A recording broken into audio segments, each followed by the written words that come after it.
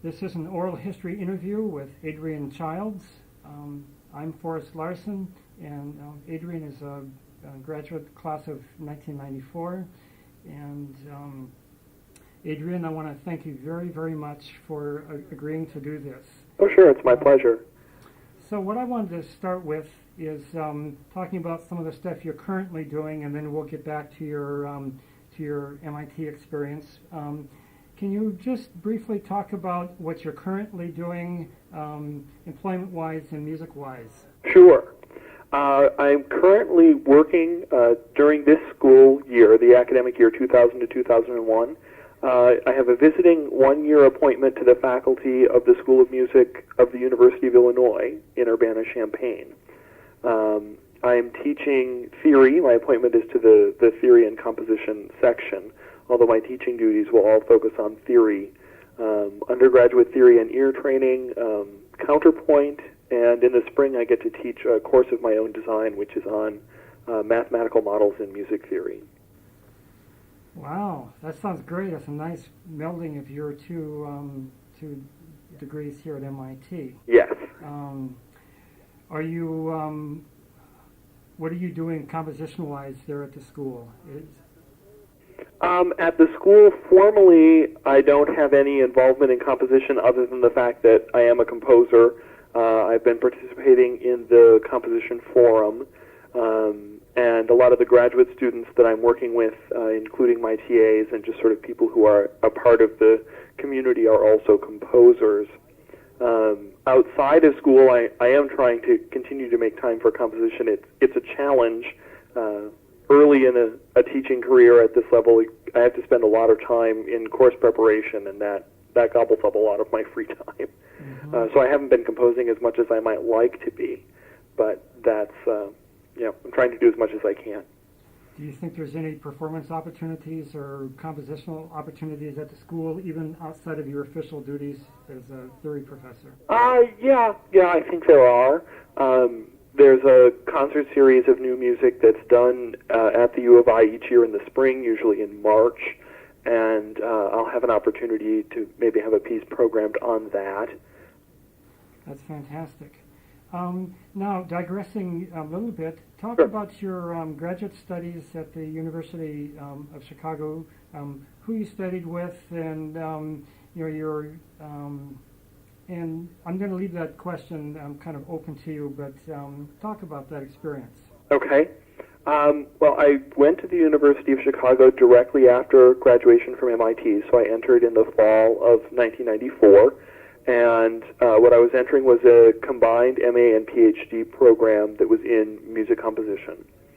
So I spent the first 2 years in fairly heavy coursework. The program at the University of Chicago is very academically strong and very academically oriented. It was one of the reasons why I wanted to go there. I wanted that strong academic background.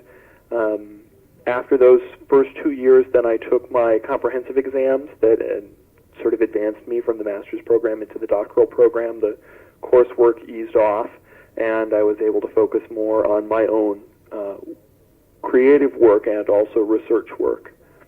Composition-wise, I got to study with quite a number of people. My primary teacher and my advisor for my composition work was Shulamit Ron, who's been at the University of Chicago for a very long time. She joined the faculty in the early 70s, 1973, I think. I also worked with the other full-time members of the faculty, John Eaton and Marta Tachinska. And I also had an opportunity to study with Andrew Imbrie, who was a visiting member to the faculty in a year when Shulamit Ron was on leave. So those are the four people that I worked with primarily for composition. I had a fair number of performances. The University of Chicago has a resident ensemble that gives one concert annually of music by graduate students in composition. I had 2 different pieces programmed on that. They were my master's thesis piece, which was a chamber piece, a smaller chamber piece for piano, clarinet, and bassoon. And then I had my doctoral dissertation, which was a much larger song cycle for soprano and a sort of mixed ensemble of 7 players, also programmed on that series. And I got to perform quite a bit. There's an active new music ensemble that performs 20th century music both by students and also by more established composers. And I also had opportunities to have my own pieces performed by that group as well. Now, when you were performing with that group, what instruments were you playing? Pretty much just piano. Other things that I had played at MIT more or less went by the wayside. I don't own my own bassoon, so that made that fairly challenging. And I haven't really done much celloing, although I do have a cello. But I focused mostly on piano. I also did some conducting with that group, trying to keep those skills up. I did have an opportunity to study conducting as a part of my graduate study. Now, also at the University of Chicago, you did some work in music theory. Can you talk a little bit about that? Sure. As a part of the doctoral program in composition, I had to declare a minor field within the academic portions of the music program, and I chose theory.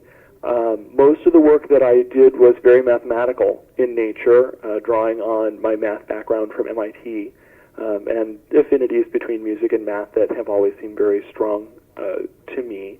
My advisor for my theory work was Richard Cohn, who himself does a fair amount of work in the more mathematically oriented music theory. The relationship that we had was actually very interesting working on this material because he came to it as someone who was trained mostly as a musician and learned the math so that he could work on it, whereas I had learned the math to begin with and sort of always done it together with the music. And so the relationship between the math and the music material for each of us was quite different.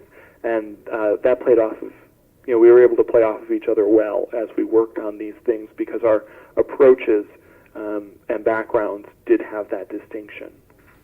That's such an interesting topic, and I'm hoping to get a chance to interview you in more depth, and that's a subject that I'd love to get into. Sure. But for the purposes of this interview, I guess we need to move on. Okay. Now, going way, way back, talk about your education, your musical education before coming to MIT. Ooh, okay, before coming to MIT. A lot of that would be centered mostly in performance. I started playing the piano when I was 3. My mother was a piano teacher, and essentially at the time she decided she wanted to start teaching, she chose me over my brother, who was only about 4 months old at the time. I won by virtue of being older. And so I studied with her for several years, and also with some other people in the community.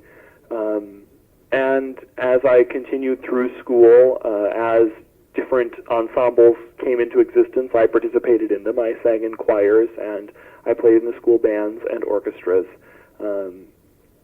picking up additional instruments along the way as things saw fit. I also played in jazz ensembles, some on piano in high school. Did you do any composition before MIT? I did, although nothing in a very formal basis. I didn't really ever study composition with anyone. I just sort of did things on my own. I wrote quite a bit for the piano. It was easy to play my own music. And I also wrote several band compositions that one of the high school band directors was willing to program, which was a really tremendous resource.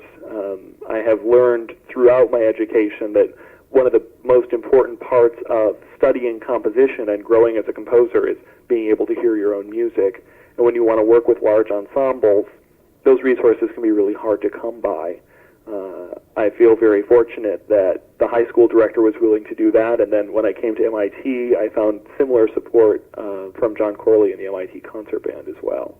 So what was the name of the high school band director that you had? Sure, his name was Doug Terhune. Okay. I want to talk about your career plans before you came to MIT. Were you thinking of a dual major in mathematics and music before you came? Or? Not directly or formally. I went to MIT with the intention of majoring in mathematics, with the intention of being a mathematician. but also knowing that there was a strong music program and that there was a lot going on there musically. I always had the intention of being very active in music and certainly taking a fair number of courses. I don't know if early on I really knew that I wanted to do the double degree in those terms, even though, by the time I sat down and looked at all the classes I wanted to take, I realized I was majoring in music anyway. When you got to the point that you realized you wanted to major in music, was it easier for you to decide to stay at MIT as opposed to going to a more traditional music school? I don't know that leaving MIT is something that ever occurred to me. I really enjoyed the time that I spent at MIT, and I think even while I was there, I was aware of the fact that it was really, in many respects, a very ideal environment for me, both in terms of the resources and also in terms of just the atmosphere and the people, the sorts of things people were interested in doing, particularly the sorts of things that people were interested in doing in the realm of music, and really in other things that I was interested in as well. The notion of leaving didn't occur to me, even as, and certainly there was a point of transformation there where I realized that I probably wasn't going to continue career-wise with mathematics, and that in fact my emphasis was going to change to music. Can you talk about some of the formative musical experiences at MIT? I have some more specific questions, but I want to leave this question open at first here. Okay. Well, as I mentioned before, certainly my participation in the concert band would have to rank fairly high, not only because it was a venue for me to work on my own materials and not only to grow as a performer by continuing to play, but John Corley was willing to program my pieces, and he also gave me opportunities to conduct, so I was able to really work on those skills, but also because the ensemble only played 20th century music. And so that really, it helped me to grow a lot, just in terms of being aware of what was out there in the world of music from the last 100 years or so, and getting into, forming opinions about that music, understanding some stylistic norms and tendencies, and just sort of growing as a person who needed to know a lot about new music. I would also say very high on the list are interactions with the faculty. Because the community of music majors at MIT is very small, I think as majors we have the luxury of really working closely and significantly with really world-class faculty. In composition, I would certainly single out John Harbison. The year that I got to work with him in the advanced seminar was very formative, and also Peter Child. I didn't work as much with him on, say, composition within my own voice, but I did take the full year of tonal composition with him, which helped me to grow tremendously just in terms of my command of basic material and the ways that I thought about form and how things went together, even though, I don't write in a tonal idiom, so that the music was, to a certain extent, foreign to what I was doing. That was also a very formative experience. Performing in general, I think, also really has to be highlighted. The performance community at MIT is very enriching, and I think a lot of that is owed to the fact that the people who are playing aren't music majors. They aren't worried about whether or not how they do on this next concert is going to cost them their chance at Juilliard or cost them a chance at a career or an important audition or anything like that. Music is it's a venue for an outlet. It's something other than what they're spending the majority of their time on. And that makes the musical community a little looser, but also just more enjoyable. Would you say that in some ways that it's more focused because they're doing it because of the music and not because it's a requirement? Yeah. The direction of the energy is different. They're doing it solely out of a sheer enjoyment of the music itself and of the act and art of music making, there isn't this, there was never this sense of worry of having to have things done a certain way because their careers were going to depend on it. There really wasn't anything on the line other than, the enjoyment of the group.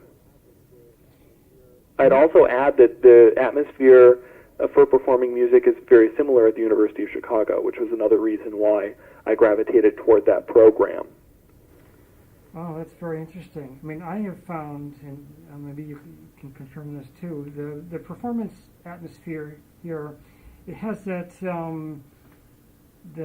purpose for the music, and yet there is a professionalism, even if it's done on a so-called amateur basis, and I'm really, really struck by that. Yeah, and I wouldn't mean to imply at all that players are somehow more careless or less involved because something isn't on the line, and the quality of the work is very strong. I like that terminology you use, actually, a professionalism that's amateur. Also, you were involved with the musical community at MIT in so many ways. There are other groups that you played with. Can you talk about some of those, the concert choir, the Chamber Music Society, and the MIT Symphony, and various other groups? Sure. Out of all of those, beyond the band, I was in the band for 4 years. I was also in Chamber Music Society for 4 years. And actually, for a substantial amount of that, I played with a trio that remained fairly consistent. It was myself on piano, Diane Amon on clarinet, and Jin Choi on violin. And most of the time we worked with John Harbison as our coach. And actually, I'd have to list that as a formative experience, too, going back to your previous question. Getting to work with that same small group of people, I'm trying to think how long. I want to say we spent 5 semesters together.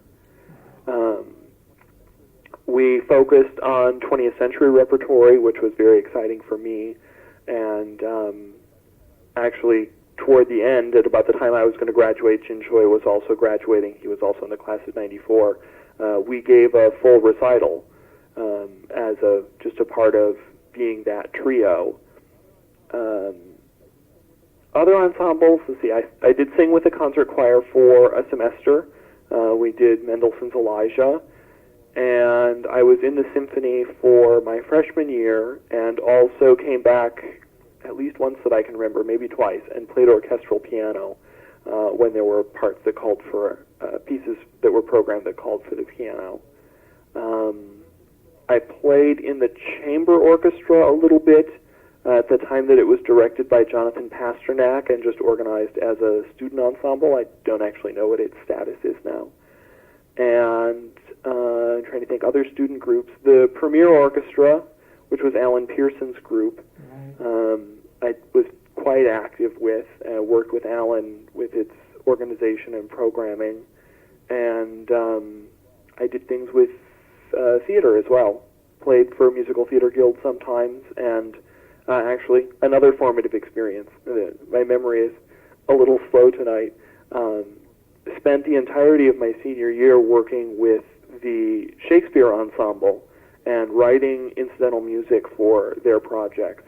That was a particularly unique experience. It's the kind of thing that I think most people at that point in their careers don't have the opportunity to do, and I'm thankful for that experience. It was a very different way of relating to music, and it's just sort of an unusual circumstance in that here I was coming into an existing close-knit group that was focused not on music but actually on theater, and trying to work with them within a musical realm or bounds it just forced me to see things in a very different way, and that was a powerful experience.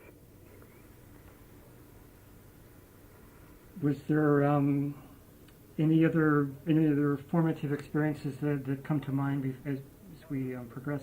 Others will probably come up. Yeah. I hope I've hit on the major. Okay. I want to talk more about your work with John Corley, the importance of the MIT concert band, and with John Corley in Sure. musical development.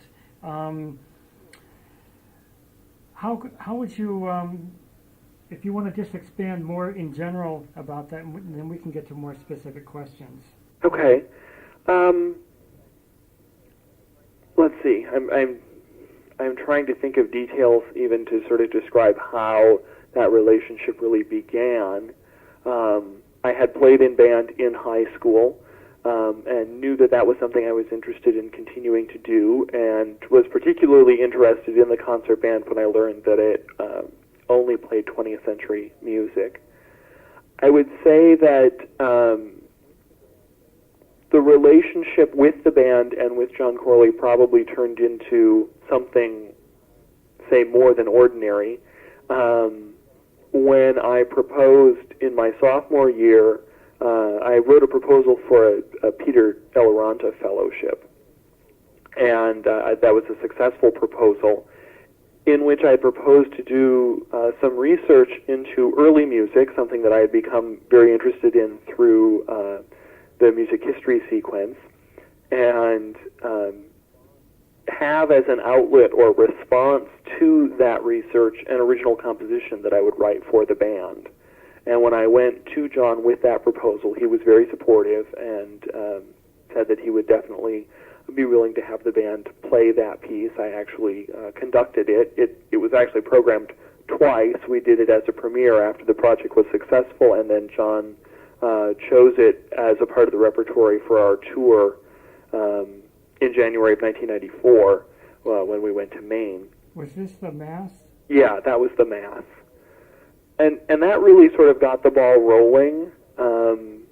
Once that had started, I had also become very active in the organizational structure of the band. I was elected the band president at the end of my sophomore year, and I served in that capacity for 2 years.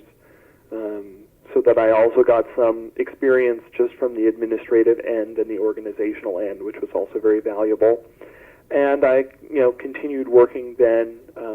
I conducted some pieces that were not my own, and also wrote another piece for the band in my senior year that actually included a piano solo part that I played myself. And that was the concertino? That was the concertino, yeah. Piano, winds, and percussion. Exactly. And John also asked me, because he directs the brass ensemble that plays for commencement, he asked if I wanted to write a piece that would be used in my own commencement. I was honored to do that. Was John helpful for you? Well, he was obviously helpful, but your conducting experience with the MIT concert band, was that some of your first conducting experience, and was John particularly influential that way? It was, I would say it was pretty much my first conducting experience, certainly my first extended conducting experiences. I don't know that I would say John was especially influential, and the biggest thing was that he was willing to let me sort of learn on my own what would succeed and what wouldn't. And we would talk about certain specific things if he had specific suggestions, but mostly I think he understood that it was an early and formative experience and that I would learn the most just by doing. Well, that's certainly the MIT way in such a powerful way. Can you talk about John Corley as a conductor himself, as you playing under him, and not only what it's like, but musically, what that relationship was with him as a member of the band? Sure.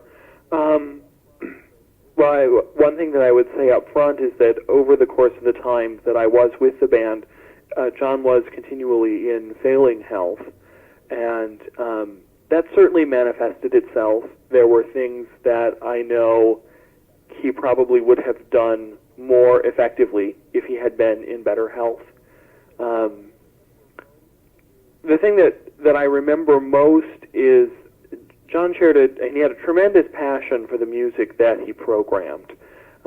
He believed strongly in new music, and he had a tremendous capacity for understanding the music and for communicating that understanding. When you study conducting technique, you're told that a good conductor should be able to communicate just gesturally. I think John was not as able to do that, and I suspect part of it was simply complications of age and or health, but he was always able to communicate that understanding verbally, which was certainly more than sufficient. That's what I remember most, and I think was probably the most important part of his relationship with the band, is just the fact that he was so effective in communicating why he liked and chose the pieces that he chose and what their particular interests or features were in helping us as an ensemble to shape the pieces in a musical way and perform them in a convincing fashion. Do you have any comments about his real commitment to contemporary music and how that had an effect on the other musicians in the band who may have come in expecting to play more traditional concert band repertoire that would have also been orchestral transcriptions? I don't know how much I can say about that, because I actually was someone who went to the band knowing that it would play 20th century music, and so that sort of formed part of my expectation. From my own previous experiences, I was certainly grateful not to be playing transcriptions. I will admit I've developed a fairly strong prejudice against music in transcription, in part just because I've come to realize, maybe this is a composer-oriented prejudice, that the act of transcription is really almost a sort of decomposition. Too many things that are an inherent part of how the composer originally conceived of the work have to be lost in that process. Certainly there are ways that transcriptions can be done well, but I think probably the biggest part of the prejudice is that usually they're not done so well. I certainly know that there were people who came to the band not having had any prior experience with new music, who may have initially been put off by the repertory, but certainly, it was easy for people to leave the ensemble if they didn't enjoy, playing the material. I think, in part because, in a large part, I think, because John was very good at communicating his love for the music. People came to enjoy the repertory, even if it was something new or forbidding to them. John is just incredible that way. Mm-hmm. So moving on, as you mentioned earlier, you studied with John Harbison and Peter Child. Do you want to talk a little bit more about what you learned in your studies with them as a composer? Okay. As I said briefly in my response before, a lot of that is actually based on what it was I was studying with them. The year that I worked with Peter Child was through the tonal composition classes, and I would say that was really the first time in which, as a composer, I was actively thinking about the act of compositional craft, thinking hard about how a piece gets put together, what materials are involved, how they're manipulated, how they can be manipulated effectively as opposed to not effectively. Peter has a tremendous ear for that, and even though we were working in a somewhat more limited medium by only doing tonal composition, he was able to really make me work at those things and make me think about how improvements could be made along those lines, especially in my composition. And I still find myself relying on the sorts of things, just the basic thought processes that were involved there. Since your basic instincts as a composer are non-tonal, how was that spending a year writing tonal music for you? To a certain extent, it was a little frustrating, but at the same time, the tonal medium really just was another layer of challenge. Certainly, from my own performance background, I had plenty of experience with tonal music, and actually one of the things I would say I really gleaned from that class was an added respect for particular composers. I might single out one of the projects we did in that class was to write a keyboard invention in the style of Bach. And, if you analyze the keyboard inventions, they seem to be very simple. They generally only have one theme, and it tends to be imitated more or less in the same way, and the inventions tend to go through the same sorts of key patterns. And from an analytical standpoint, the inventions seem compositionally very simple. To this day, that is still the hardest thing I've ever had to do as a composer, was to try to write that invention. It was very challenging, and I earned a tremendous amount of respect for Bach through that.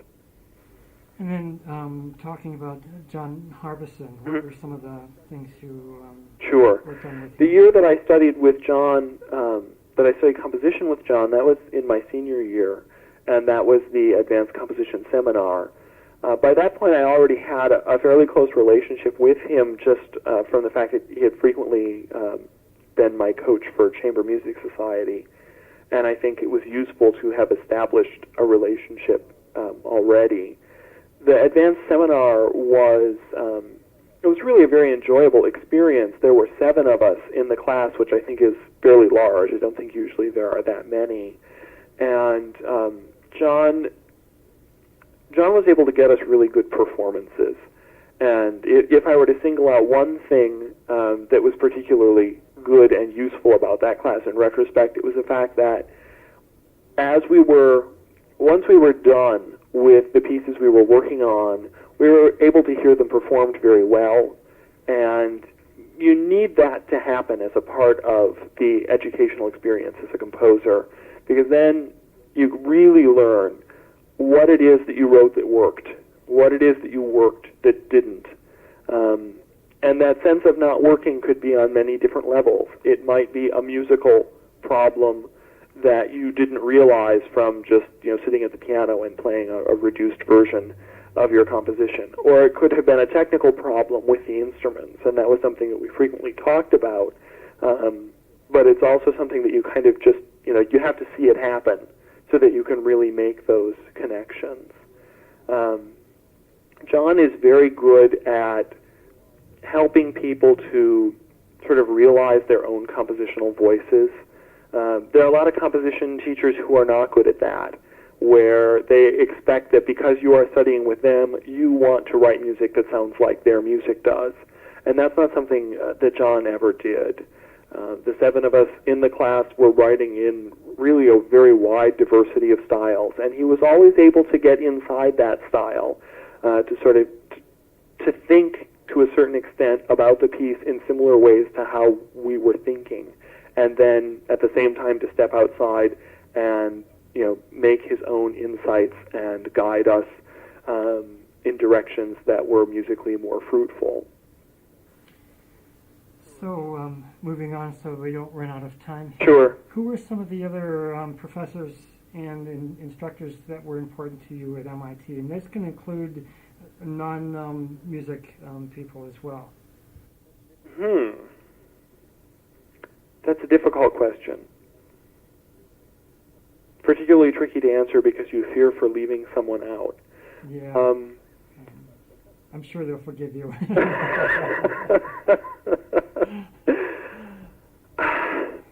Let's see.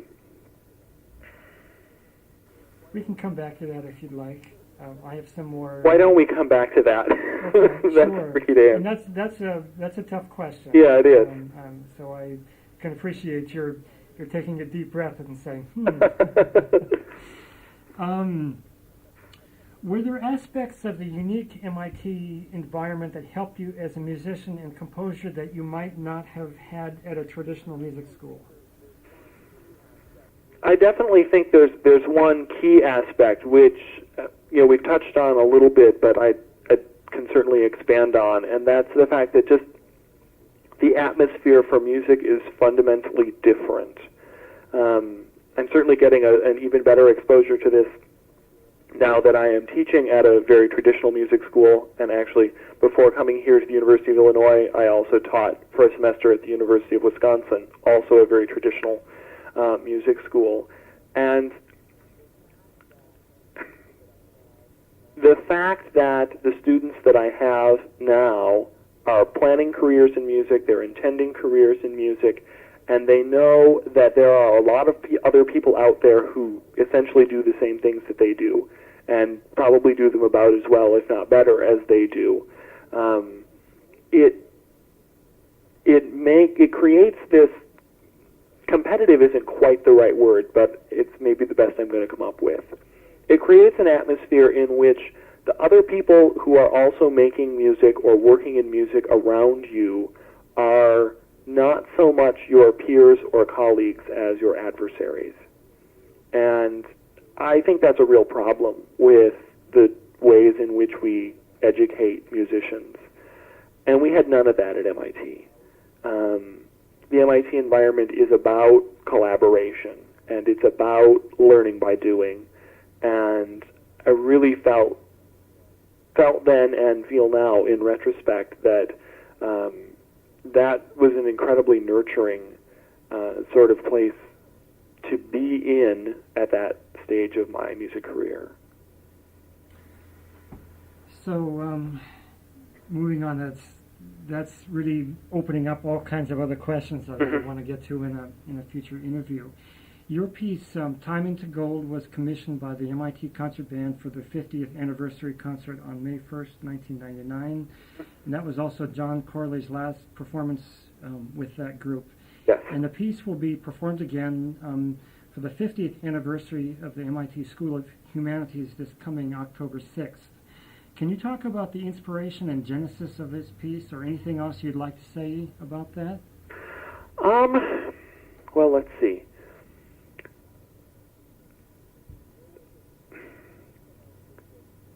There was a sort of tremendous amount just of personal energy invested in the piece because, the commission was coming for a very special occasion for the concert band, which I've already talked about a lot, which is obviously a very important part of my MIT experience, and also on the occasion of John's retirement.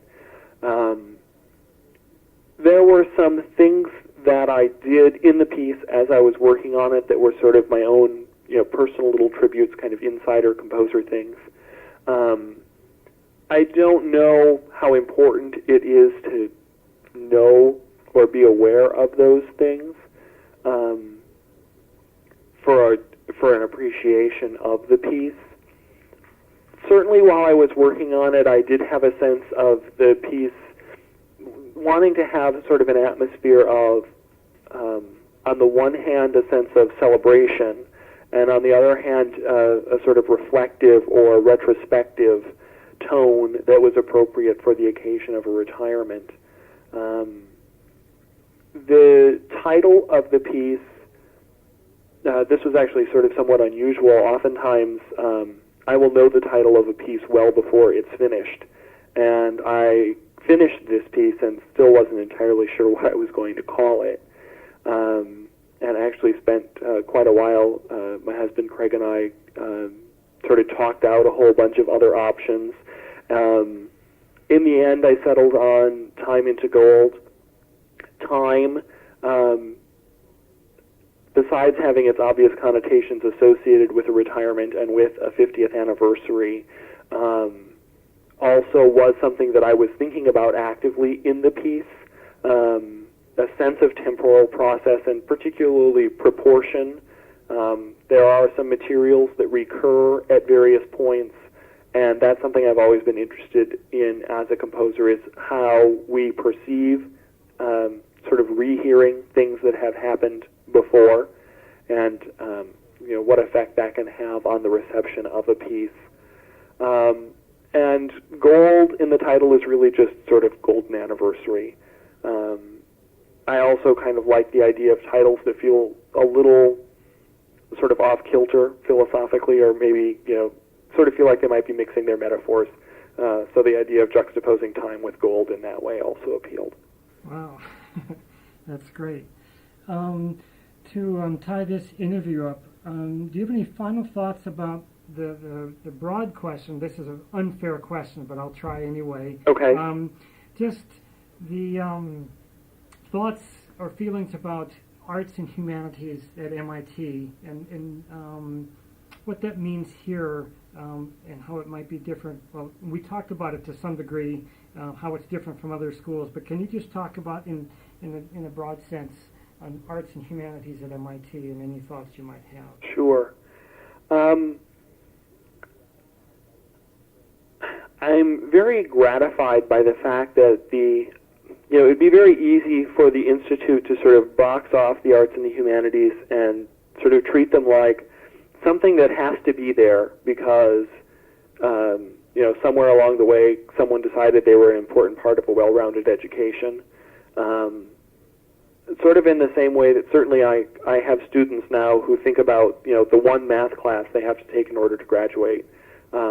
It's sort of the reverse situation here. They're being very steeped in music, and so it's science or engineering that sort of gets boxed off.